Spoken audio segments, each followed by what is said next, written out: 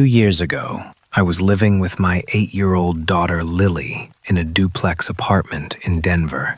I had just finalized my divorce and was trying to rebuild our lives from scratch. The apartment wasn't special.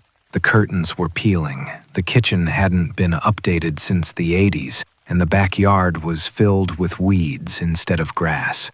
But it was ours, and that was all that mattered. I worked as a dental hygienist at a downtown clinic, putting in long hours just to cover expenses.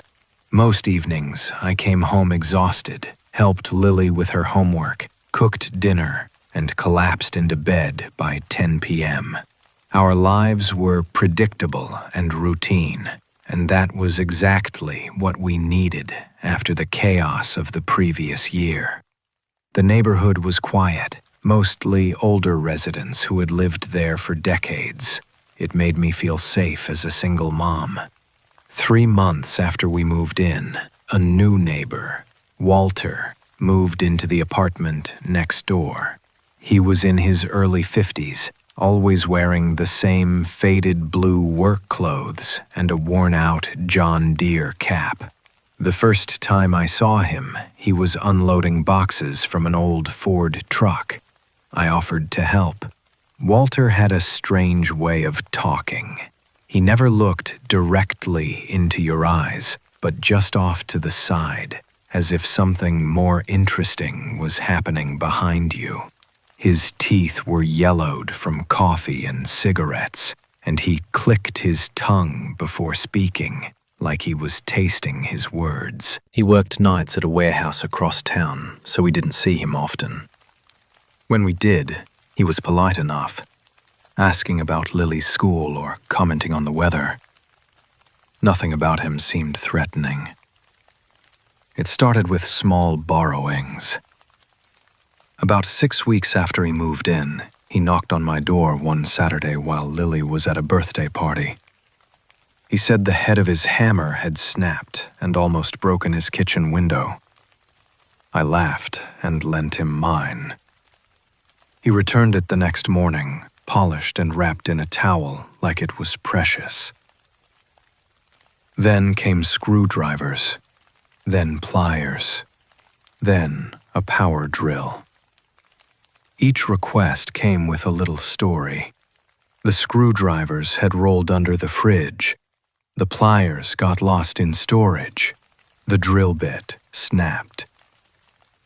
He'd stand on his porch, shifting from foot to foot, clicking his tongue every few seconds.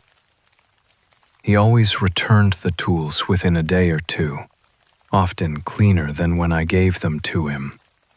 But soon, the requests grew stranger. He wanted a long tape measure, not the short one he'd seen me using. Aluminum foil, but only the heavy-duty kind because the cheap stuff ripped. Duracell batteries because regular ones don't last. One evening in July, he knocked while I was bathing Lily.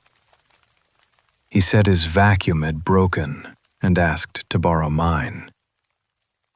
I stood at the door drying my hands on my jeans, noticing how he glanced into my living room, scanning the layout like he was memorizing it. I brushed it off. Maybe he was just curious. He returned the vacuum 2 days later, with a new bag and a handwritten thank you note. By August, his knocks had become routine. 3 quick taps, a pause, then 2 more. But things started to feel off. One Thursday, I came home early for Lily's dentist appointment and realized the spare key I kept hidden under the ceramic frog on the porch was missing. I searched everywhere, but it was gone. That night, Walter knocked, asking for sugar. When I mentioned the missing key, he immediately offered to help search. He spent 20 minutes crawling around the porch with a flashlight, then shrugged. The next morning, the key was back in its place. When I thanked him, He looked confused and said he hadn't found it. He thought I had. Then came the Saturday that changed everything. Lily was at her dad's, so I decided to deep clean the house. While sorting my office, I realized my passport was missing. Other documents, bank statements, my social security card, Lily's medical records were still there, but shuffled around in the wrong order. I sat on the floor surrounded by papers, panicking. Someone had gone through my files.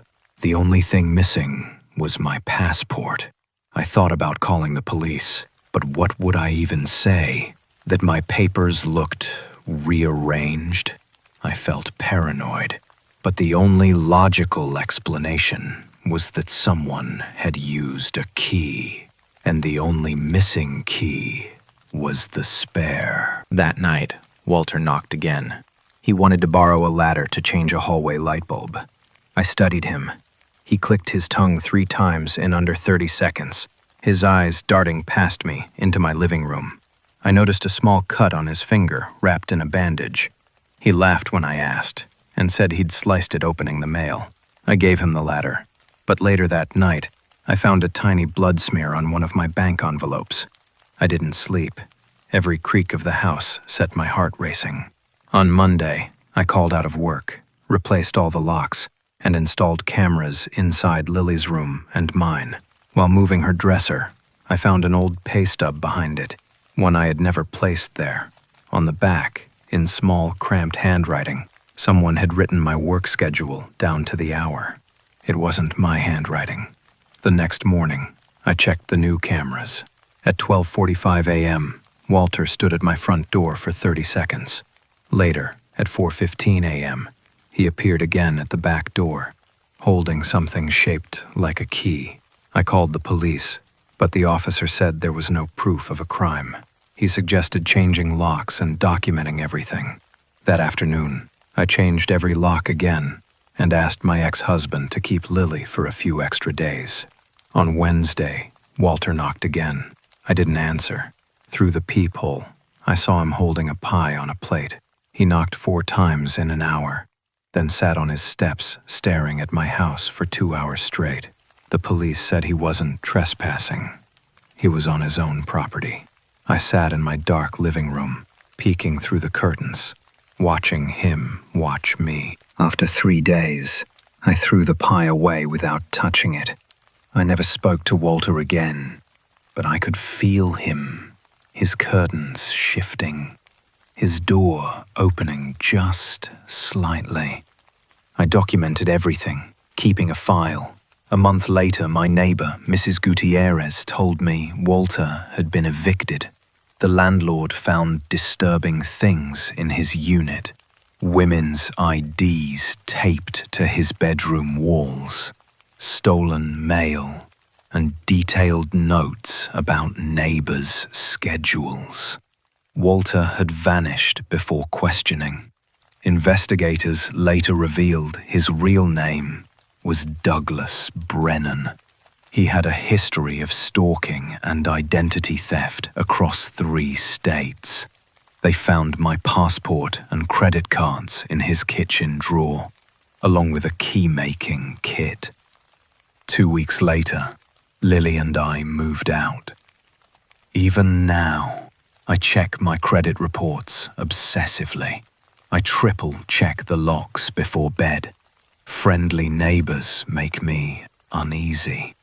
I never told Lily the full story, just that we needed a fresh start.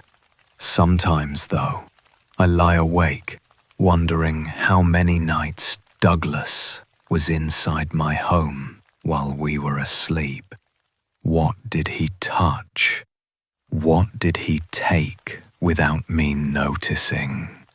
Not knowing is worse than any of the things I did find out.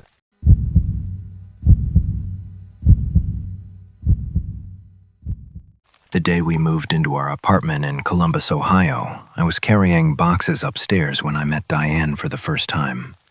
She was a woman in her early 50s, her dyed chestnut hair showing gray at the roots. Despite the warm 80-degree Fahrenheit weather, she wore an oversized wool jacket. She stood at her door, watching us haul furniture. As my girlfriend Amy and I carried the couch, Diane stepped out holding a plate of cookies and said in a raspy smoker's voice, "Welcome to the building." The cookies were store-bought, still in their plastic wrapping, but she had arranged them on a porcelain plate with little flower designs along the edges. It seemed like a kind gesture, an older woman, living alone, trying to make us feel welcome.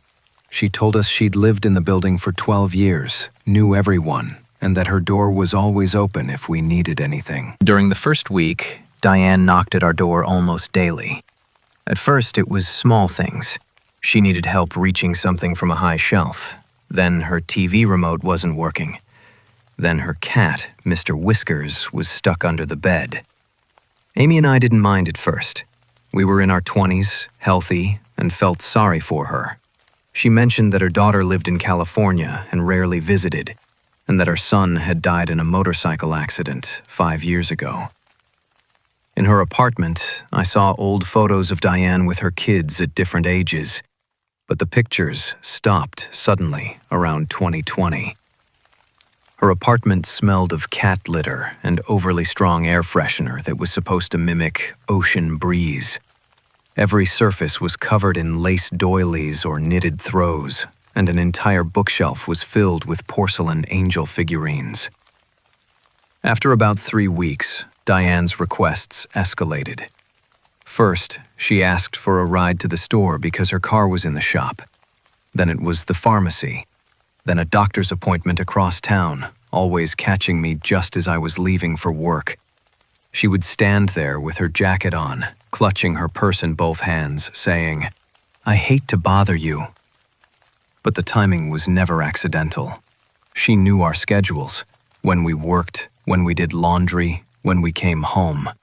Amy eventually started using the back stairs to avoid her, but I still felt guilty. One morning, Diane asked for $40 for a prescription, promising to pay me back when her retirement check came. Then it was $60 for groceries, then $100 for rent because of a supposed bank error. By the second month, neighbors began warning us. Gerald from 3B, a tall, thin man who worked nights at the hospital, told me in the laundry room that Diane had done the same thing to the previous tenants, another young couple who broke their lease after only 8 months. She targets young, kind people who respect the elderly, he said, and makes you feel cruel if you don't help her. After that, Amy and I decided to start saying no. The next morning when she knocked, we didn't answer. She knocked again, harder, and shouted, "I know you're in there. I hear you moving. I just need a quick ride to the bank." We stayed silent, and eventually she left. That night, when we got home, Diane was sitting on the stairs outside our apartment, her eyes watery. She said her cat was sick, and she couldn't afford the vet. Amy walked past her without a word, but I stopped and handed her $80. Amy was furious with me later, and she was right. But Diane had a talent for making her problems sound urgent, as if you were the only person who could save her. 2 days later, I saw Mr. Whiskers lounging in her window, perfectly healthy. When I asked about him, she just said the medicine worked like a miracle and avoided eye contact. By the 3rd month, her stories grew even more dramatic. Her nephew needed emergency surgery. Her ex-husband was threatening her with court. The landlord was about to evict her. Each crisis required more money. I was out about $600 by then. Amy and I had a huge fight. She said I cared more about a manipulative woman than about our relationship and financial goals. One Saturday morning in late September, I overheard Diane through the wall, talking on the phone. Her voice was different, loud, confident, nothing like the fragile tone she used with us. She laughed and said, "The young couple next door is perfect. Professionals. They can't stand to see an old lady suffer. She mentioned having enough money to book a cruise and keeping a notebook where she tracked what she told each tenant. Amy recorded the call. After that, we stopped answering her completely.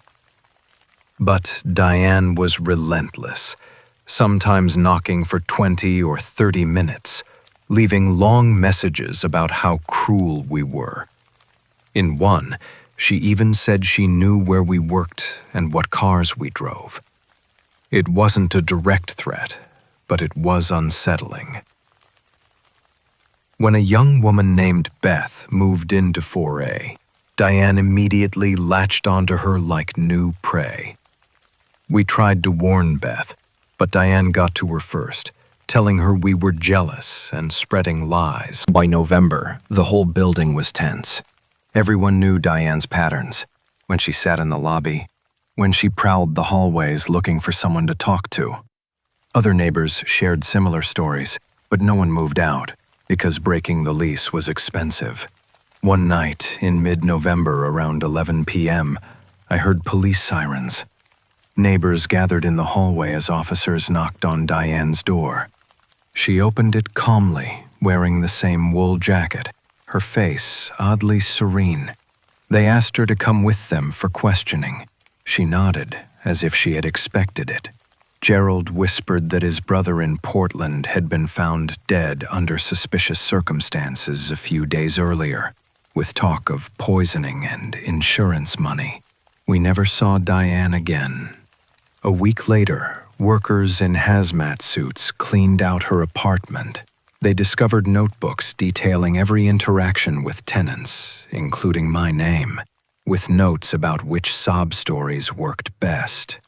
Management later told us Diane had never once been late on rent. She had plenty of money. All her tears and emergencies had been a game, a way to feel in control. When our lease ended, Amy and I moved across town. We became slower to trust, quicker to see hidden motives. Sometimes I think of Beth and wonder if she realized the truth before Diane's arrest, or if she kept knocking on an empty door.